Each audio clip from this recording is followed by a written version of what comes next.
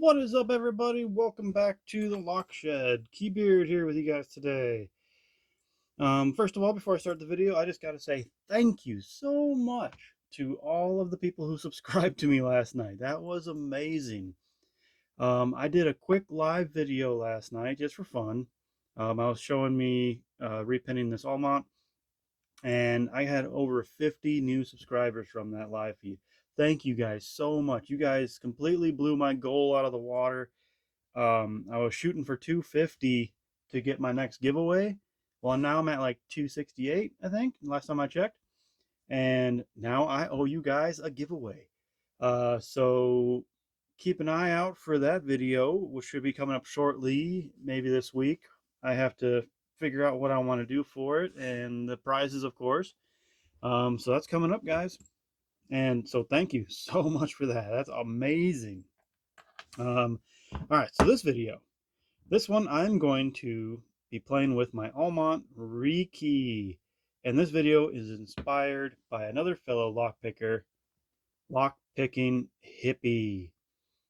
He just did 2 videos ago. He was showing his new lock haul he got in, and one of them was he got, I think it was a pair of Almont Rekeys, and which inspired me to get mine out and show you guys what it's all about.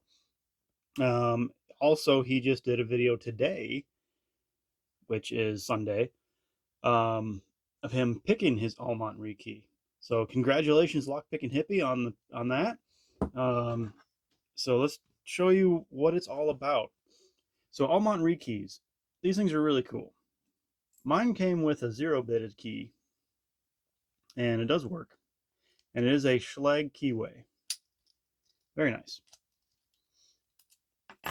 So I need to repin it to an actual working key. So I grabbed this key real quick out of my pile of keys, and I'm going to pin it up to this one. I already got the pins set up and ready, so this should be a pretty harmless pretty easy video, quick and easy, painless. So if you notice, I did cut a notch into this key right here. So now this key is good for actually rekeying the rekey. To get this core out, there's 2 different ways. One way is you pick the key, you pick it until it gets to open, because you want to get that notch to the 12 o'clock position, which is right there. The other way is if you have a rekey key, that's just fun to say, a rekey key, almost sounds Hawaiian. Welcome to Rekey key. Anyway,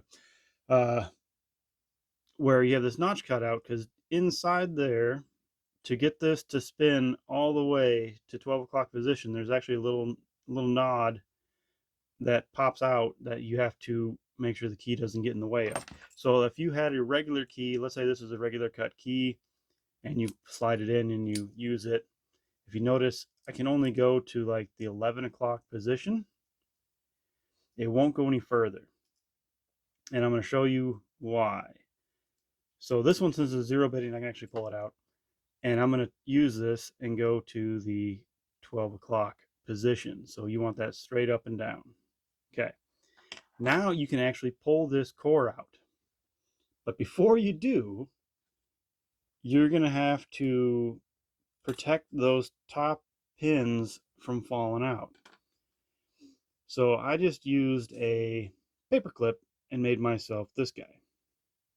You actually can get a rekey kit that comes with a thing and a follower, I believe, and some other stuff.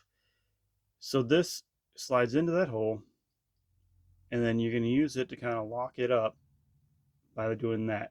So what this is going to do, it's going to hold all of your top pins up inside the core, or up inside the lock body.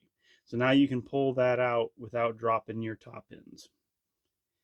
All right, so I'm just going to use a deep hook real quick and pull him out. The shackle on mine does come all the way out when that happens because I dropped the ball bearing. That's no big deal. So let's pull that out and show you guys this cool thing. So if you notice on the side here, so that's that notch that I just did, and then there's this deep notch. What that does is inside here, there goes my spring and ball bearings.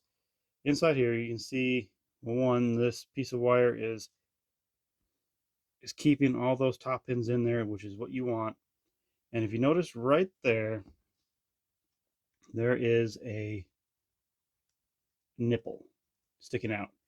That's what's keeping that core inside when you're using a regular key. So if you put, let's say this is your regular key, you put that in there. If you notice, this is actually covering up that little spot right there. So you can't get that nipple, and that little nipple needs to get inside to that, and then you can slide it out this way.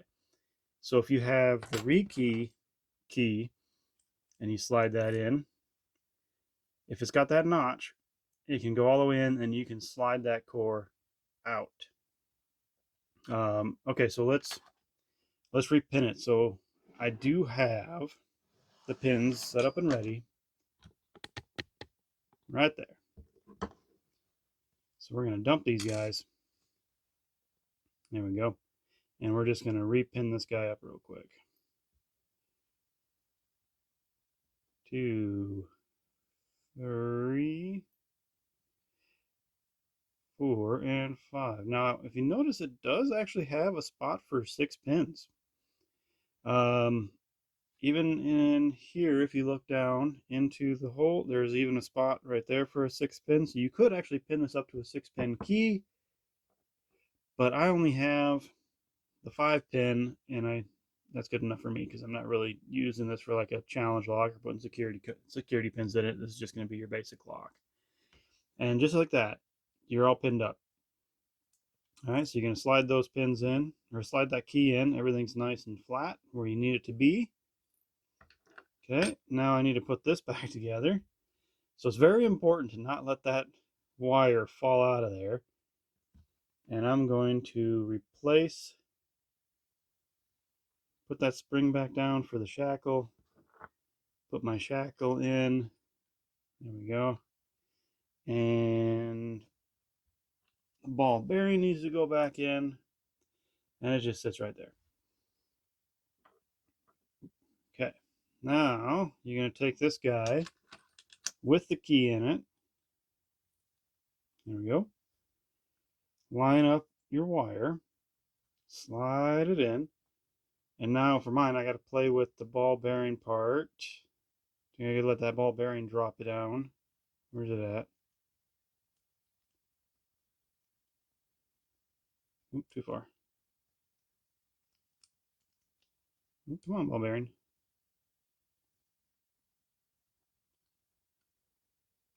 Oop, focus.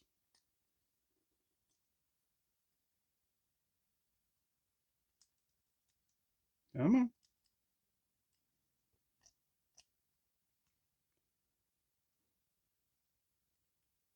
Well, a little shake. There we go. There we go. Now the ball bearing's set in place, and the core is all the way in. So now that the core is all the way in, keep a hold of that key so the core doesn't slide out when you do this. Slide this out. Very nice. Now lock it up. And there you go. You have a very nice rekeyed Almont. Now if you notice, so this key works perfectly. I can go to the 12 o'clock position on it. Normally your everyday key won't have that notch in it. There we go. So that is your repinned Almont. And let's pick it open. So we're going to get this set up real quick. There we go. And I'm going to use the multi-pick curve. And I got to do a shout out to my guy, Nola Southpaw, who told me during the live video, he's like, try the curve. I'm like, I've never tried the curve before. I never really thought of it as something I'd use. And so I gave it a try, and this thing works wonders for this. It's a very nice pick. So there we go. Get me set up here real quick.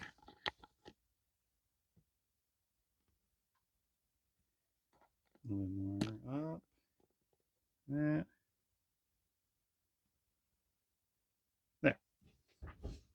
There we go. Let's try and pick this thing open real quick.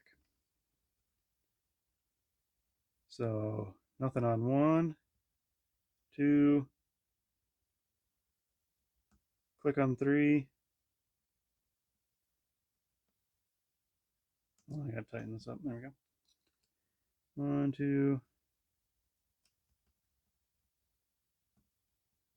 3, 4.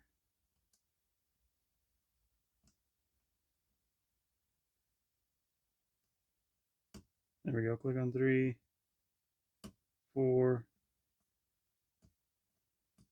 5.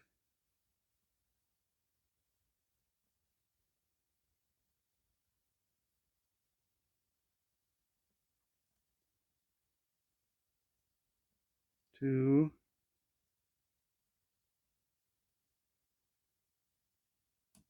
I think I overset one there. Got to pull it back.